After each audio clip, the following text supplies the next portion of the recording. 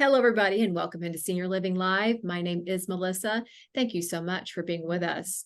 The wonderful Suzanne Price is back with us today to talk about depression and seniors. Lots of misconceptions about this, Suzanne, and she is here to set the record straight on why this affects so many seniors, another topic that you're compassionate about, and that not just compassionate, but it's something that you specifically wanted to talk about because you know it's an important topic.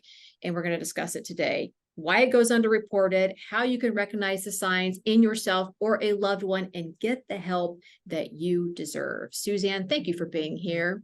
Thank you for having me. Please tell everybody about yourself and what you do for the Arbor Company. I'm a registered nurse, and my official title is Resident Care Specialist. I travel throughout the communities of Arbor. I train, I support nurses and clinical staff. I will step in and assist if needed in a community. And I really get in the trenches and make sure that everything that we want to happen for our seniors is happening in a clinical place on a daily basis. Well, when it comes to depression, it is not a normal part of aging. So we're going right out of the gate with Thank you. Yes. So why is it so common for seniors, and why is it underreported? So first of all, I think if we put ourselves in the process of that time in our lives and think about the fact that it might be that you are no longer able to drive due to physical vision issues, perhaps there's a bit of cognitive decline. That's a very difficult thing to lose that independence.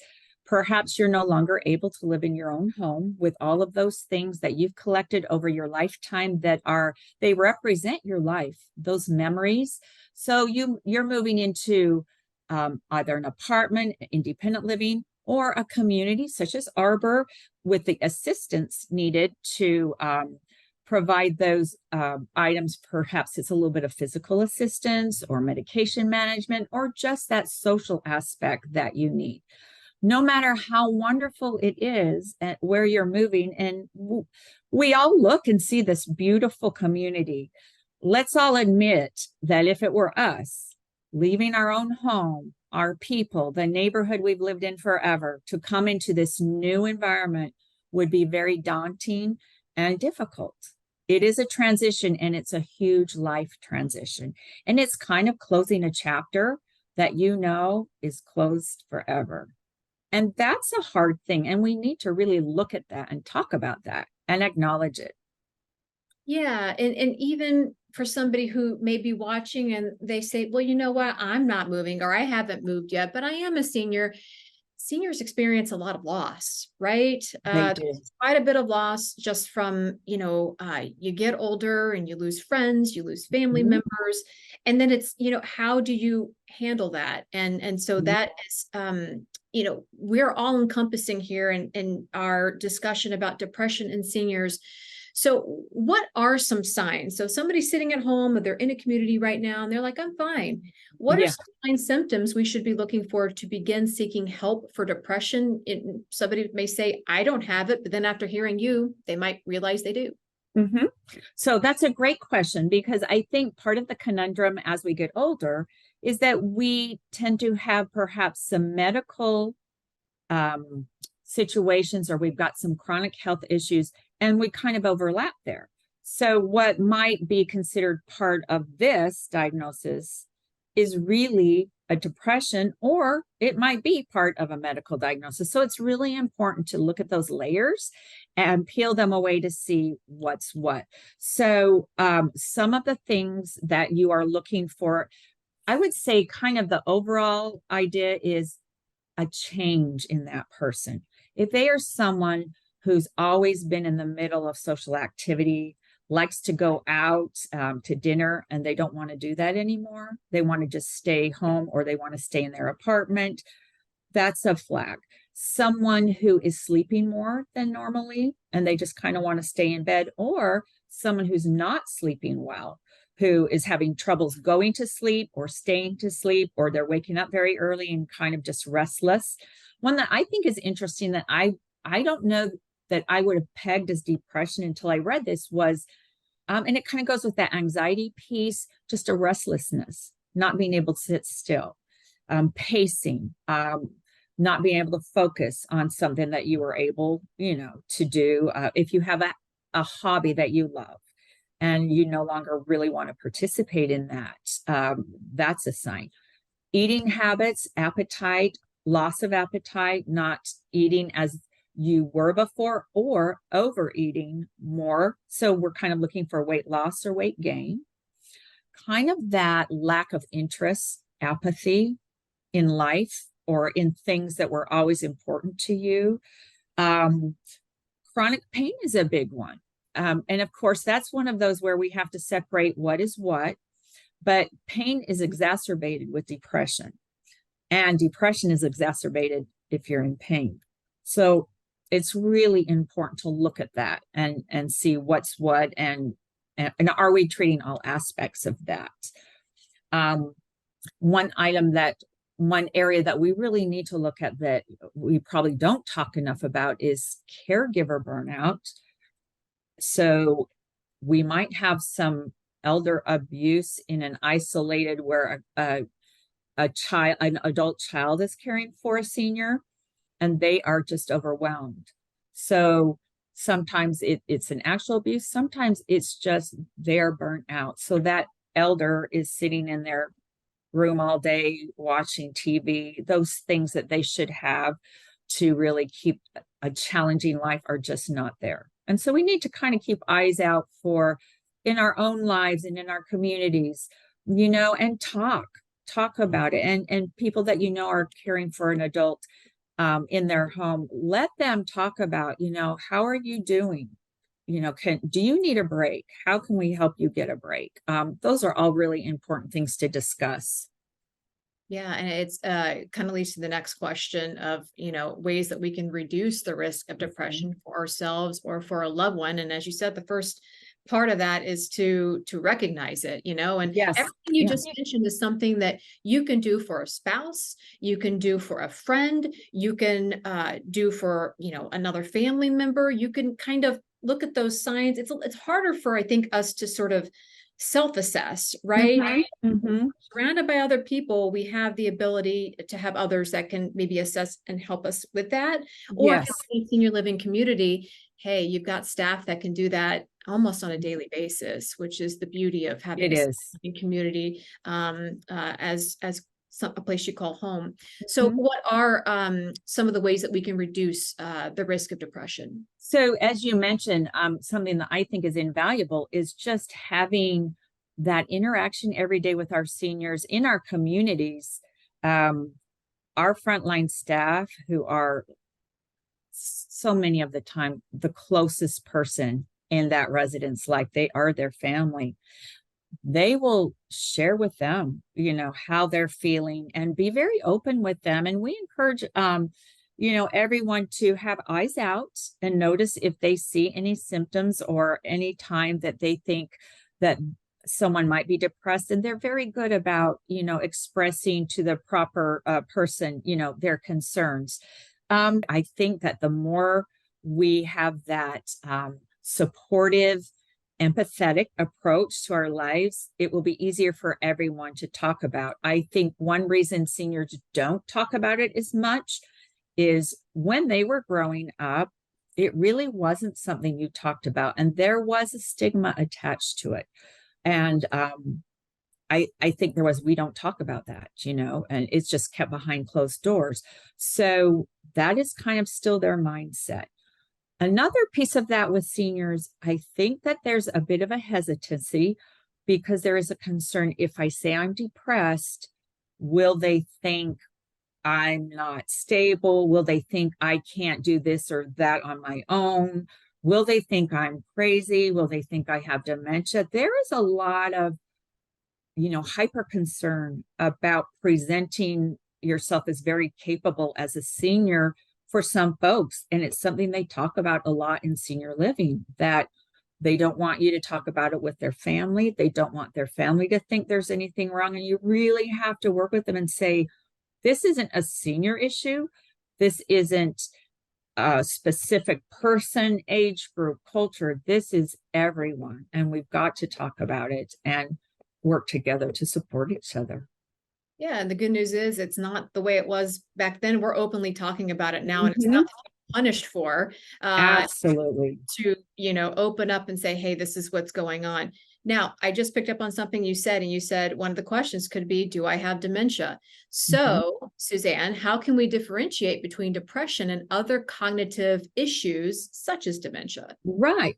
So, a great place to start, and not only with that, but with any piece of this, is it something medical?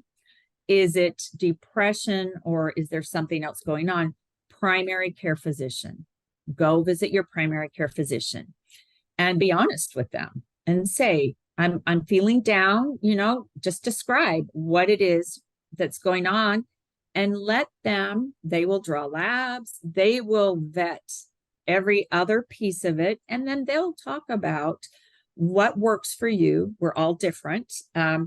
It might be medication, it might be talk therapy, which is a form of counseling, which they're finding is very effective with a lot of our senior population because they have been through so many different situations and never had a chance to really work through it as we do now. When you think about it, did anyone talk about PTSD for World War II? That was not a thing, but we know, who knows how many soldiers came home and just lived their lives self-medicated, tucked it away, and never had any kind of treatment. Those are the kind of things that over time really accumulate. A loss of a child, a loss of a spouse is a really big time of grieving. And some folks have a hard time getting past not the grieving in general, because we know that takes time, but getting out of that active phase and being able to move on with the grief, but being able to work through the grief and know how to manage it, have the tools to really get back to your baseline of well-being. Yeah, perfect. Very well said. Uh, Before we finish today, do you have any additional resources you can share with our viewers or hotlines that can help somebody who's watching? Yes. And I'm glad you said hotline. That reminded me of something. Studies have shown that if we go early to our primary care, when we first begin with some depression, the rate of suicide later on is much, much lower. So it shows you that those interventions, they do help, and it does make a difference. I'm going to give, it's a 4-question, it's called the short depression scale. And it's something that we use with seniors when we're doing assessments, but it's something anyone can kind of tuck away, because these are questions any of us could ask someone else to kind of get a feel for how are you doing. So the first one is, do you often get bored? Don't ask a teenager that. Second one is, do you often feel helpless?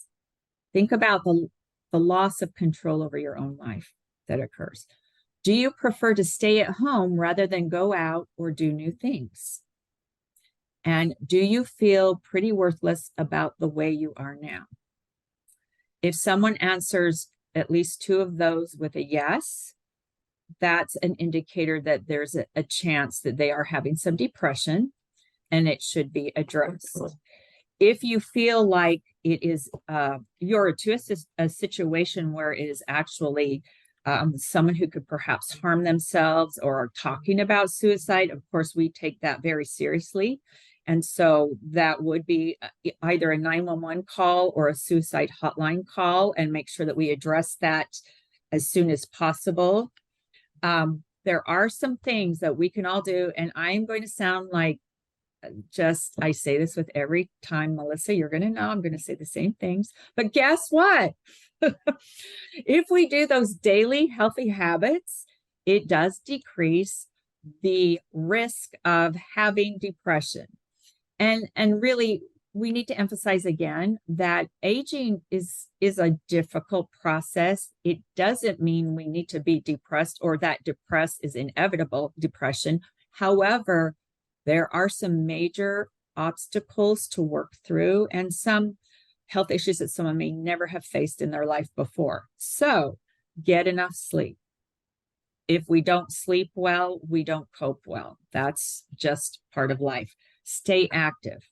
You know, if you are not able to get out, call. If you belong to a church, call the church. Ask for someone to come visit you. See if there are some Zoom opportunities for you to connect for church services. Anything you can do to socialize. Call your neighbor, ask them to come over. That social interaction is huge. Loneliness is a big piece of depression, and that's for anybody. Isolation is a huge factor in depression. And eat right. We go back to those wholesome, good, healthy meals. Having a nutritious meal, drinking your fluids, getting exercise, those things that happen in our communities, and we really support. And if our residents are staying away from a meal, or we know they're not sleeping, we are going to go ahead and kind of do some sleuthing and find out why that is, and try and support whatever is going on with them. Yeah, and everything you just mentioned, I think every single person who's watching this, no matter where they happen to be, no matter what age that they are, if we all just think back to 2020, isolation, right? We weren't doing the routines that we maybe used to do, maybe weren't eating as healthy because it was hard to, get a meal somewhere. If you just think about the way you felt then and that isolation, and I think maybe all of us probably, I wouldn't put a blanket statement there, but depression was very common. And because of that, because so many people were experiencing it, it's a topic and discussion that has been brought to the forefront of how important it is. And now we can openly discuss it and talk about it. And there's no stigma attached to it because, hey, we all experience something maybe once in a lifetime that we'll experience. So if we can all just take that, the way we felt then, and understand that, if we're feeling that way again now, perhaps, you can get help. You can get help. You can absolutely get help. And there's no stigma attached to that whatsoever. No, none at all. And I'm so grateful that we are to that point, that we are talking about it and really supporting each other and embracing each other. Another great topic. Again, you came up with so many wonderful things to discuss about senior living that we hadn't done on the show in the past. So now that because of your brains and your background and your knowledge, we've got these resources that we can give to all of our viewers. And Suzanne, we are so thankful for that. Thank you for being here. My pleasure. Thank you for having me. Thank you. If you found this video informative with Suzanne and you'd like to watch more videos just like this one, all about senior living, please head to our website. It's www.seniorlivinglive.com. All of our videos are available on demand 24/7, and they are all free. Thank you so much for being a part of Senior Living Live. Have a great day, everybody.